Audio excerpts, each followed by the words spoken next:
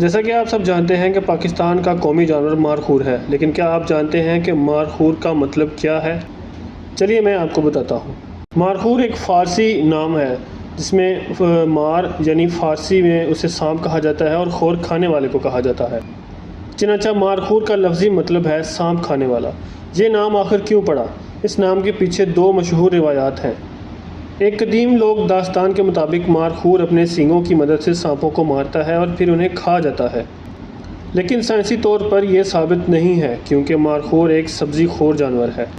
زیادہ حقیقت پسندانہ وجہ یہ مانی جاتی ہے کہ مارخور کے سینگ پیچدار اور لہردار ہوتے ہیں جو بل کھاتے ہوئے سانپ کی طرح نظر آتے ہیں، اسی لیے اسے سانپ نما سینگوں والا یا مارخور کہا جاتا ہے۔